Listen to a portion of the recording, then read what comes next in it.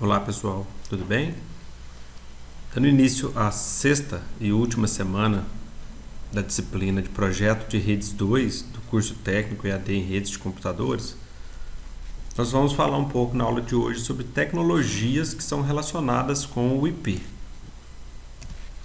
Então eu vou fazer uma contextualização do que motivou a criação de um novo protocolo, que é o IPv6, fazer uma introdução, falar um pouco de qual é a motivação para esse novo protocolo.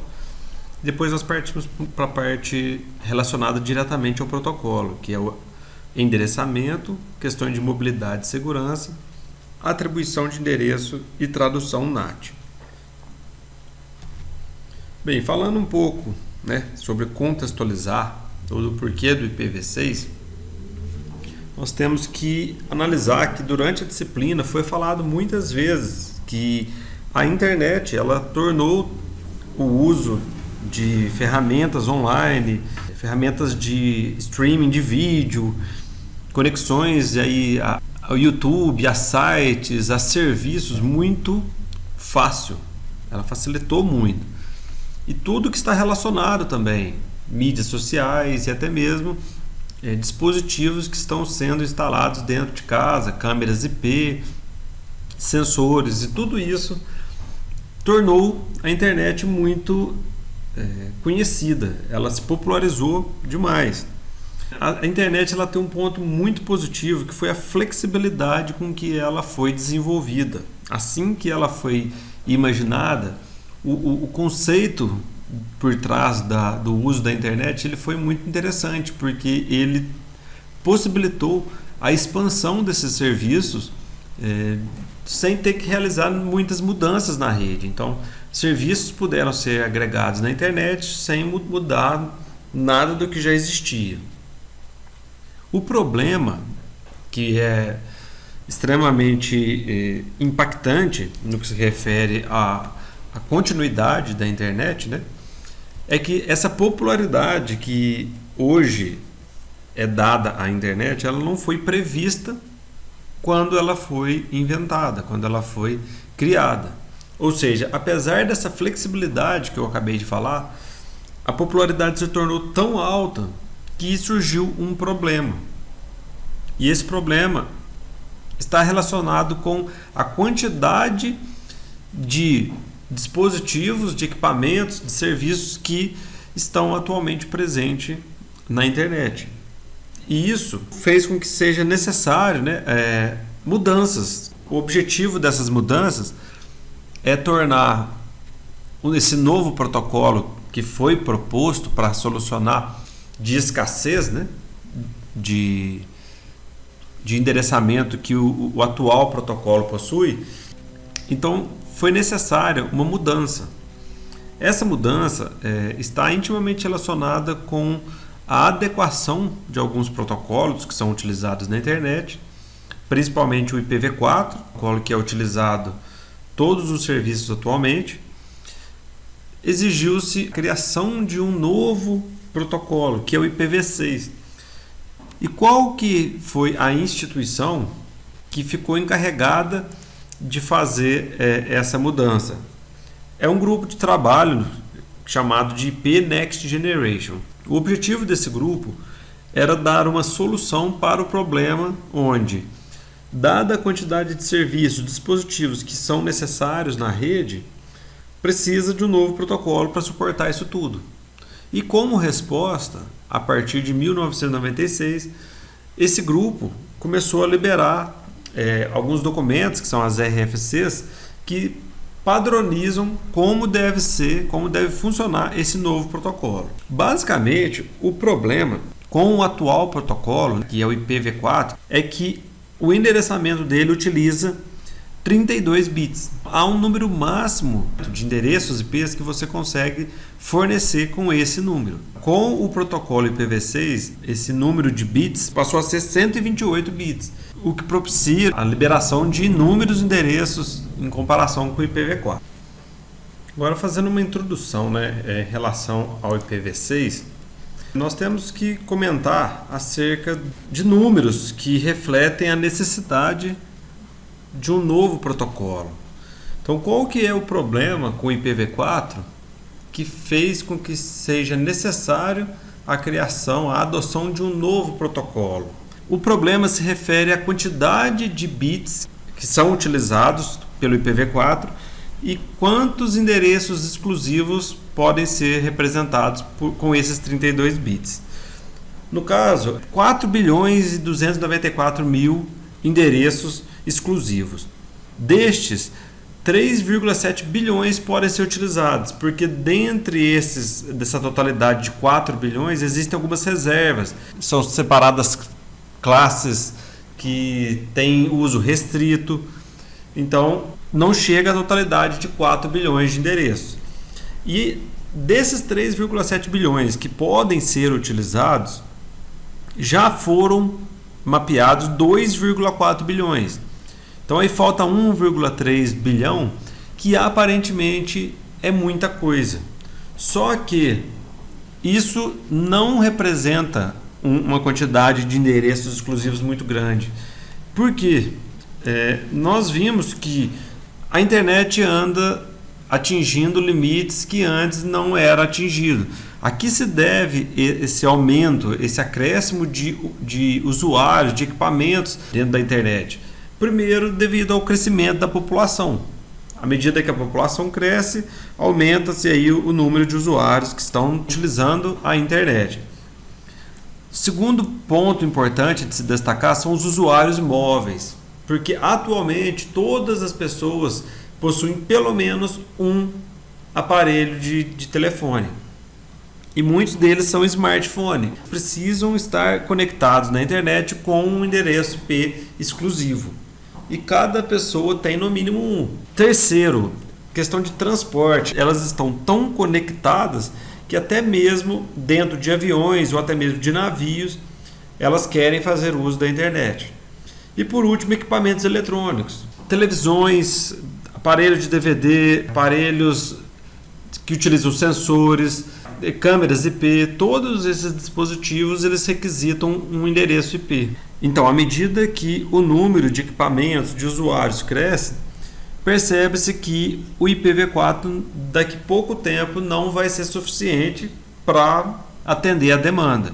Por isso, há necessidade de um novo protocolo. E qual é a motivação para o uso do IPv6? O fato é que os endereços IPv4 eles estão se esgotando. Daqui a algum tempo, alguns dispositivos que precisam de um IP válido não conseguirão se conectar porque esses endereços estão extintos. Em países como o Japão, por exemplo, China, esses países mais populosos ou que possuem o maior número de equipamentos eletrônicos conectados à internet, já perceberam que isso vai acontecer muito em breve.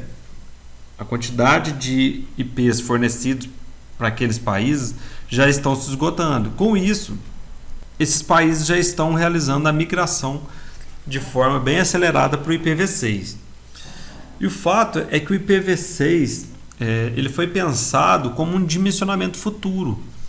A quantidade de endereços que são possíveis de se obter com o IPv6 são praticamente ilimitados. Já imaginando que cada pessoa vai ter dispositivos, aí desde relógios, sensores ligados à medicina e todo tipo de equipamento conectado à internet, então já foi imaginado que deveriam se utilizar valores que permitissem um endereçamento de inúmeros dispositivos. Então, aproveitando que essa migração para um novo protocolo já seria feita, foram melhorados os cabeçalhos e o modo de operação desse protocolo, do IPv6. Recursos de segurança integrados também foram utilizados, já aprendendo com os erros do IPv4. E um dos recursos mais importantes são esses métodos de autoconfiguração. Esse recurso que vem disponível aí com o IPv6 faz com que a técnica de plug and play seja mais facilmente utilizada. O que é isso? Será possível que qualquer pessoa com qualquer tipo de dispositivo que necessite se conectar em uma internet utilizando o IPv6, ele não precisa fazer configuração nenhuma. O próprio dispositivo e o protocolo já realizam todas as configurações necessárias. E isso está intimamente ligado com a questão de mobilidade, porque uma pessoa ela vai poder se deslocar de um ambiente de dentro de casa para a rua, para o trabalho, de modo transparente, sem ter que ter um agente, como por exemplo um roteador, um agente externo, para poder fazer esse serviço. O próprio protocolo vai conseguir gerenciar essa conectividade.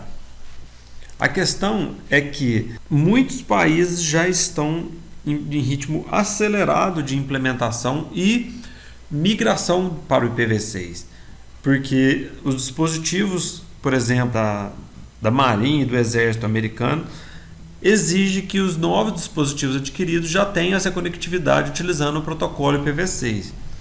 Então é fato que somente com o uso desse novo protocolo nos equipamentos é que poderiam ser utilizados os recursos aí que eu acabei de falar, de simplicidade, segurança e autoconfiguração. E em relação ao endereçamento, também foram efetuadas melhorias em relação ao IPv4. Então o IPv6 ele fornece alguns aprimoramentos, como acessibilidade e flexibilidade globais. A quantidade de endereços que estão disponíveis com o IPv6 faz com que um número praticamente ilimitado de endereços possam ser distribuídos aí para cada região do mundo. E isso torna o sistema muito flexível, porque possibilita a inserção de equipamentos sem a realização de mudanças ou adição de novos endereços, porque com o IPv6 o problema principal de endereçamento foi eliminado. Agregação de prefixos IP nas tabelas de roteamento. Então, o que é isso aqui? O agrupamento de prefixos IP permite que um grande número de dispositivos possam ser roteados com apenas uma linha incluída na tabela de roteamento.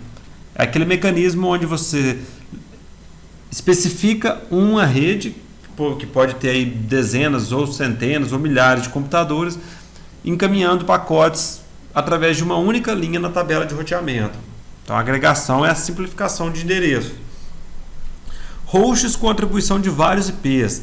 Então é possível que um dado computador possa ter vários endereços IPs, IPv6 no caso, e possa se conectar aí a vários provedores de internet simultaneamente. O endereçamento final sem tradução. Isso quer dizer que a técnica de NAT, de tradução, ela pode ser utilizada, mas ela não é mais necessária. Cada dispositivo na rede pode ter um endereço IP válido. E atualmente existem técnicas no IPv4 que possibilitam mascarar aí o IP verdadeiro para muitos usuários dentro de uma rede. Então, dentro da rede, os usuários possuem IPs inválidos. Fora da rede, todos esses computadores são enxergados como um computador só, vistos do lado externo. E o aumento da quantidade de campos de cabeçalho e porção de dados no IPv6. Isso trouxe uma melhor eficiência no roteamento, ausência de broadcast, então aqueles perigos de broadcast storms estão eliminados, sem processamento de checksums, ou seja, equipamentos como roteadores e switches, eles não precisam realizar esse tipo de checagem, e rótulos de fluxo, para evitar que determinados pacotes tenham que ser lidos até na camada de transporte, para então se verificar que tipo é esse fluxo para depois encaminhar. Então o próprio rótulo faz com que esse pacote seja identificado sem que ele tenha que ser sequer processado. Então essas são algumas das vantagens do endereçamento do IPv6. Um ponto importante é relacionado à mobilidade e segurança. A mobilidade que o IPv6 provê permite que os dispositivos móveis eles sejam transferidos sem interrupções de uma rede para outra. A tendência é que os usuários cada vez mais queiram se manter conectados, mesmo não estando em lugares como a sua casa ou o seu escritório. Eles querem se manter conectados da casa ao escritório. Isso pode ser através de um carro, pode ser andando, pode ser através de um avião, de um navio, de um trem. O usuário quer se manter conectado e que a conexão dele não seja interrompida quando ele sai de um ponto e vai até outro. Essa configuração de endereço de mobilidade, ela é dinâmica com o IPv6, então ela é muito mais facilitada. A interface com o usuário é bem mais simplificada. E o IPsec é obrigatório no IPv6, embora ele esteja disponível no IPv4, no IPv6 ele é obrigatório. Então a internet se torna um local mais seguro. Para a migração do IPv4 para o IPv6 existem 3 abordagens: a pilha dupla, tunelamento 6/4 e o NAT/PT. Eu vou mencionar um pouquinho delas mais adiante nessa aula. Um tópico muito importante aqui do IPv6 é a atribuição de endereços. Então, primeiro, antes de falar um pouco da atribuição de endereços, vamos falar um pouco da representação de endereços, a diferença de como um endereço IP é representado no IPv4 e como ele é representado no IPv6. O endereço IPv4 ele tem 32 bits e eles são separados, né, por séries de 4 campos de 8 bits. São separados por pontos. Então, este aqui é um exemplo de um endereço IP. 172.16.32.145. Já no endereço IPv6, são 128 bits em séries hexadecimais de 16 bits cada um, separados por 2 pontos. Então, isso aqui é um exemplo de um endereço IPv6. Todos esses campos separados pelos 2 pontos. Zeros à esquerda são opcionais. Então, um exemplo aqui, ó, nessa parte do endereço aqui, ó, 09C0, ele pode ser escrito apenas como 9C0, porque o zero à esquerda pode ser omitido. Todos os campos que possuem apenas zero podem ser escritos apenas com um zero. Então, esse exemplo aqui, ó, 0000, pode ser escrito como apenas zero. E esse outro aqui, 0000, também apenas com zero. Então, o endereço que é mostrado aqui em cima pode ser resumido desta maneira aqui. Agora, campos sucessivos de zero, como é este exemplo aqui, ó, neste caso que eu estou marcando aqui, deixando grifado, endereços consecutivos de zero podem ser resumidos utilizando 2 pontos, 2 pontos.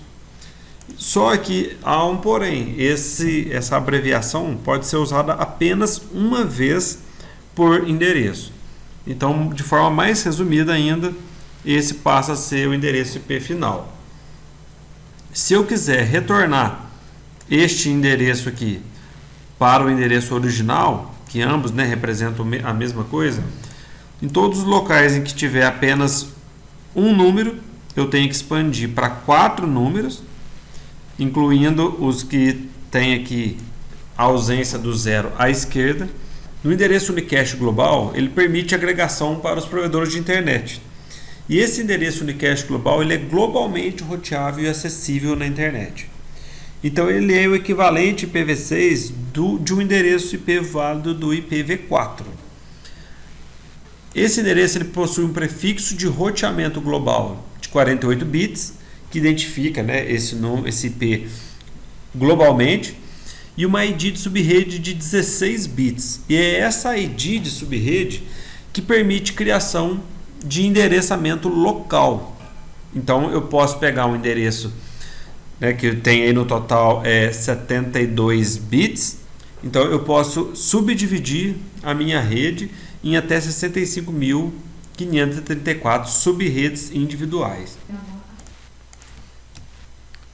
Existem alguns endereços reservados que são uma porção de espaço para usos presentes e futuros. Então, esses endereços não são liberados para nenhuma utilização.